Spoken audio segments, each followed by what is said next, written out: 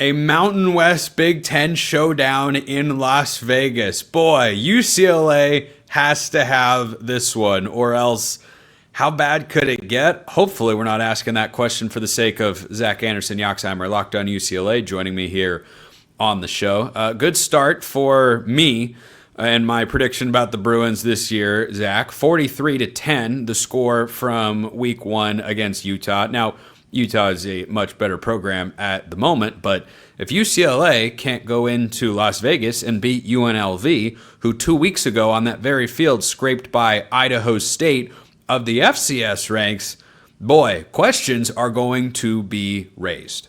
Well, we're close, Spencer, right? We're close. Well, that's not what I'm saying. That's what Deshaun Foster said in his first availability at practice. Was he referring to the point spread against UNLV?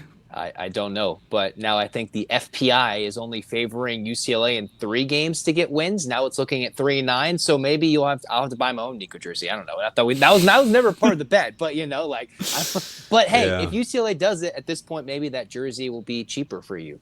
In all seriousness, UCLA has no defense, no line, and it was a little rough despite very small pockets of sunshine on a deep SoCal night. Are you talking about literal sunshine? Because I don't know what positives we had to take away from that Utah game. Well, I somehow found a way to watch something more dark and depressing in the entertainment world via movie Sunday night compared to the UCLA game. So I found something to make me feel worse. So I think that's What did you watch? Titanic? Grave of the Fireflies. What is that? Studio Ghibli movie. That's a whole other topic. But UCLA.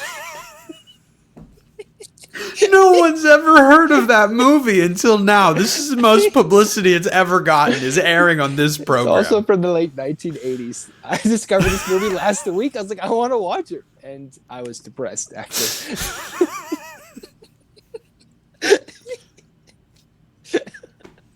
So let me ask you, was that a worse feeling than watching game one play out?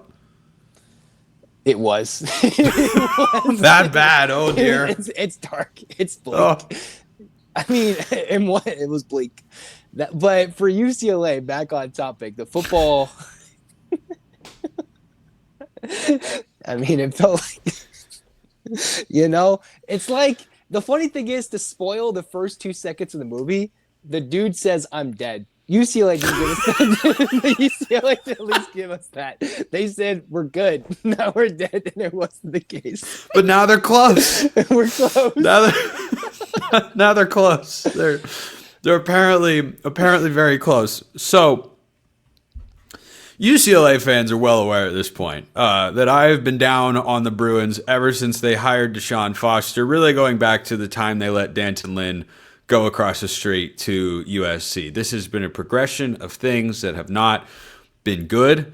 And if they bottom out this year, like let's take worst case scenario, because you can't write an entire book about a team after one game, even as one as ugly as UCLA. I came on this show, Zach, and had every chance to dunk on Bill Belichick, and I did to an extent, while also trying to be fair, neutral arbiter of college football, that I am, trying to be fair and say, you know what, his team can improve. It's game one. When you don't have playoff aspirations, the sky hasn't completely fallen. But I hope we can agree, UCLA fans, that even though Utah should have won the game, that was a bad start. That was a bad start. The funny thing is, it felt eerily reminiscent of last year's home opener when Indiana came in and did almost the same thing. Not to that extent, game one, where UCLA looked pretty brutally bad against Utah, but something similar happened, and Indiana surprisingly made the playoff. But Indiana didn't just score 7 touchdowns on 8 drives like Utah did, with the last one ending in a kneel down.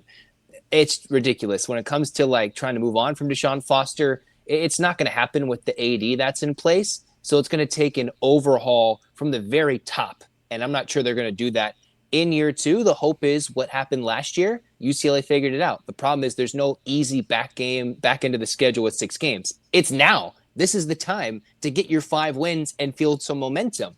The hope is Utah was so strong up front on offense and defense that UCLA is more prepared against inferior O-lines and D-lines that aren't Penn State and Ohio State left, that they can compete and look better with some adjustments. Will that happen? That remains to be seen. Yeah, let's get to this game against UNLV. Dan Mullen is 2-0 to begin his career. Hasn't exactly played, I'm used to saying Alabama in that spot, but maybe he needs to play Alabama. Maybe Deshaun Foster needs to play Alabama. We'll see. But he's played Idaho State. You know the fun facts. When did Alabama last lose a season opener? I don't think Saban ever lost one. Well, they had won 23 in a row, and they last lost to UCLA in 2001 with Deshaun Foster as the running back. What a poll! Wow, that's a great connection point right there. I like that. Dan Mullen has beaten Idaho State, and he has beaten Sam Houston State, who was an FCS program 2 or 3 years ago. They still kind of are, if you really think about it. They're not. They were actually good. They were actually good in Conference USA last year. They finally found their footing, took a step forward. But no, James Madison. Yeah. No, not JMU level FCS to FBS jump. Like if Montana or Montana State made the FCS to FBS jump, and they were to go into, say, the Mountain West, I think it would be pretty instantaneous that they're at least competent. But this UNLV roster is the roster of some has-been names in college football. Alex Orji, JoJo Earl, Justin Flo. The list goes on, quite frankly. But there's some talent there. They played much better in week 2. But let's also not make any bones about as bad as UCLA look. They're a small favorite of 2.5 points, according to our friends at FanDuel.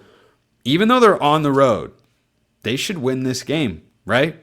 They should. I mean, UNLV doesn't have an imposing road environment. Of all the Mountain West schools you could probably go to, this is probably the most favorable, where if you're on the road, you're not going to face like a daunting crowd like at Laramie or in Fresno or even San Diego State, who finally beat UCLA a few years ago.